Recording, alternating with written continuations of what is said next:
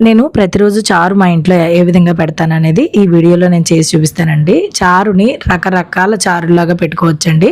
కానీ ప్రతిరోజు ఏదో ఒక రసం చేసుకుని తింటే మన ఆరోగ్యానికి కూడా మంచిది, తిన్నది కూడా అరుగుతుంది. హాయ్ అండి, welcome to Siri foods in Telugu. ఇవాళ నేను మా ఇంట్లో పెట్టుకునే చారు చూపిస్తున్నాను కదా, ఏ విధంగా పెడతానో చూసేద్దాం. ఒక పెద్ద గిన్నె తీసుకుని దాంట్లోకి చిన్న నిమ్మకాయ సైజ్ అంతా చింతపండుని తీసుకోండి. ఇలా విడదీసి వేసుకోండి. నిమ్మకాయ సైజ్ అంతా ఇలా గుండ్రంగా ఇప్పుడు నేను చూపించాను కదా, అలా చుట్టి తీసుకుంటే మీకు కరెక్ట్గా పులుపు అనేది సరిపోతుందండి. ఇప్పుడు ఇలా చింతపండుని విడదీసిన తర్వాత ఇక్కడ చూపిస్తున్న విధంగా ఒక మీడియం సైజు టొమాటోని కూడా తీసుకోండి. టొమాటో ఇష్టమైతే వేసుకోవచ్చు, లేదంటే లేదు. నేనైతే ఖచ్చితంగా వేస్తాను. ముక్కలుగా చేసి చింతపండుతో సహా గిన్నెలో వేసేయండి. అలాగే ఒక పచ్చిమిరపకాయ కూడా ఇలా తుంపి వేసేయండి. ఇప్పుడు దీంట్లోకి మనం మంచినీళ్ళు తాగే పెద్ద గ్లాస్ తోటి ఒక గ్లాసు నీళ్లు వేసేసి మూత పెట్టి ఒక 15 నిమిషాలు అలా నాననివ్వండి. చింతపండు నానుతుంది కదా, అప్పుడు కరెక్ట్గా పులుపు అనేది వచ్చేస్తుంది. 15 నిమిషాల తర్వాత శుభ్రంగా నానిపోయి ఉంటుందండి. ఇప్పుడు దీన్ని ఇలా పక్క నుంచి నేను చారులో వేయడానికి ఒక పొడి చేసుకుంటాను. దానివల్ల చారుకు మంచి టేస్ట్ వస్తుంది.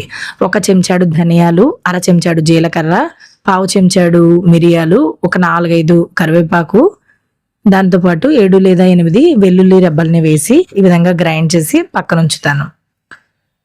ఇప్పుడు ఈ చింతపండు బాగా నానిపోయి ఉంటుంది కదా, దీన్ని టొమాటోల్ని కూడా చేతితోటి గట్టిగా నొక్కి ఇక్కడ చూపిస్తున్న విధంగా చూడండి, గట్టిగా పిసికేసి పక్కన ఉంచండి. ఇది ఖచ్చితంగా ఇలా చేస్తేనే మనకి చక్కగా మంచి టేస్ట్ అనేది వస్తుందండి చారు. మీరు డైరెక్ట్గా గిన్నెలో చింతపండు ఇవన్నీ వేసేసి కూడా స్టవ్ మీద పెట్టేయచ్చు, కానీ దాని టేస్ట్ డిఫరెంట్గా ఉంటుంది, దీని టేస్ట్ డిఫరెంట్గా ఉంటుంది. చింతపండు కూడా ఇలా నానబెట్టుకోవడం వల్ల ఎక్కువ పట్టదండి. ఇలా మనం మొత్తం పిసికేసిన తర్వాత ఒక పెద్ద గ్లాస్ తోటి 3.5 గ్లాసుల నీళ్లు వేసుకుంటాను. మీరు ఇక్కడ 3 గ్లాసులు వేసిన తర్వాత టేస్ట్ చూసుకోండి. పులుపు ఎక్కువైందా లేదా తక్కువైందా దాన్ని బట్టి వాటర్ని యాడ్ చేసుకోవాలా లేదా వద్దా అనేది చూసుకోండి. నేనైతే 3.5 గ్లాసులు యాడ్ చేశాను, కరెక్ట్గా సరిపోయింది. ఇప్పుడు చారు పెట్టుకుందాము. ఆ గిన్నెని అలా పక్క నుంచి చారు పెట్టుకోవడానికి మరో గిన్నెని స్టవ్ పైన పెట్టి 2 చెంచాలు నూనె వేసి వేడెక్కిన తర్వాత ఒక 10 మెంతి గింజలు వేసుకోండి. ఖచ్చితంగా చారులో మెంతులు వేయడం వల్ల చాలా మంచి టేస్ట్ వస్తుందండి. 2 ఎండుమిరపకాయలు కూడా వేసి మనం ముందు గ్రైండ్ చేసి ఉంచుకున్న ధనియాలు, మిరియాలు, జీలకర్ర, వెల్లుల్లి పొడిని దాంట్లోకి వేసి అలా ఒక్క క్షణం వేయించండి, సరిపోతుంది. అలాగే ఫ్రెష్ కరివేపాకు ఒక రెబ్బను వేసుకోండి. ఒక 30 సెకండ్లు వేగిన తర్వాత దీంట్లోకి మనం ముందే రెడీ చేసి ఉంచుకున్నాం కదా చింతపండు నీళ్ళని, ఆ నీళ్ళని మొత్తం దీంట్లోకి వేసేయండి. ఇలా వేసేసిన తర్వాత దీంట్లోకి ఒక్కసారి కలిపి దీంట్లోకి ఒక 1/2 చెంచాడు పసుపు, చారు మొత్తం రుచికి సరిపడా ఉప్పు వేసుకోండి. చారులకి పులుసులకి ఏమిటంటే ఎక్కువగా కల్లుప్పు వేసుకుంటే చాలా టేస్టీగా ఉంటాయండి. అంటే సాల్టీగా ఉండవు, టేస్ట్ బాగుంటుంది, కరెక్ట్గా సరిపోతుంది. ఒక శనగ గింజంతా బెల్లం ముక్కను కూడా వేసుకోండి. బెల్లం ముక్క వేస్తే పులుపు ఎక్కువైనా కూడా టేస్ట్ బ్యాలెన్స్ అవుతుంది. పసుపు, ఉప్పు, బెల్లం వేసిన తర్వాత ఒక్కసారి కలిపి హై ఫ్లేమ్లో ఉంచి బాగా మరగనివ్వండి. ఇది మరుగు పట్టిన తర్వాత 5 నిమిషాలు మరగనివ్వండి. ఎక్కువసేపు మరిగించాల్సిన అవసరం లేదండి. ఇలా మరుగు పడుతుంది కదా, ఇలా మరుగు వచ్చిన తర్వాత ఒక 5 నిమిషాలు అలా మరగనివ్వండి. హై ఫ్లేమ్లోనే ఉంచండి. ఇది 5 నిమిషాల తర్వాత మీరు ఒక్కసారి గరిటతో తీసి టేస్ట్ చూడండి. ఇలా మరిగిన తర్వాతే మనకి అన్ని రుచులు కూడా చారులోకి బాగా దిగి టేస్ట్ అనేది కరెక్ట్గా తెలుస్తుంది. ఇది టేస్ట్ చేశారనుకోండి, దీంట్లో పులుపు, ఉప్పు ఇలా ఏం సరిపోకపోయినా కూడా మనం అడ్జస్ట్ చేసుకోవచ్చు. పులుపు బాగా ఎక్కువగా అనిపిస్తే ఇంకొక 1/2 గ్లాసు నీళ్ళు వేసుకోండి. పులుపు కొంచెం తక్కువగా అనిపిస్తే కొంచెం చింతపండు రసాన్ని వేసుకోండి.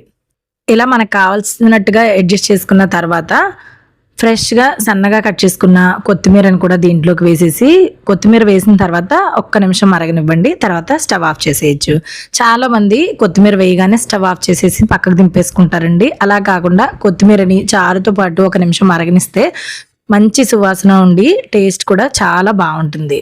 ఇంతేనండి, ఇప్పుడు స్టవ్ ఆఫ్ చేసుకుంటే మనకి చారు తయారైపోయింది. కానీ నేనేం చేస్తానంటే ఈ విధంగా మరొక గిన్నె తీసుకుని ఒక స్ట్రైనర్ పెట్టి మొత్తం అంతా ఇలా వడకట్టేసుకుని తీసుకుంటాను అనమాట. అంటే మన అన్నంలో తినేటప్పుడు ప్లెయిన్ రసం లాగా ఉంటుంది. చూడండి మనకి ఎక్కువగా హోటల్స్లోని అలా ప్లెయిన్గానే ఇస్తారు. తినేటప్పుడు ఇవన్నీ వస్తే మా ఇంట్లో మా పిల్లలకి నచ్చదండి. చాలా మంది చారులో వెల్లుల్లి కూడా వేసుకోరండి. మా ఇళ్లలో అయితే ఇలా వెల్లుల్లి వేసి చారు పెట్టరు. నేను ఏంటంటే మా హస్బెండ్కి ఇలా చేస్తేనే నచ్చుతుంది, అందుకని ఈ విధంగా పెడతాను.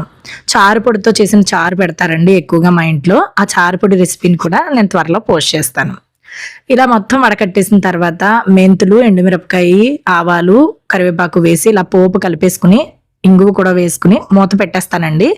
మూత పెట్టేసి చూడండి, మూత పెట్టేస్తే ఏంటంటే పోపు వేయగానే మొత్తం పోపు అంతా కూడా చారుకు పట్టుకుని టేస్ట్ చాలా బాగుంటుంది.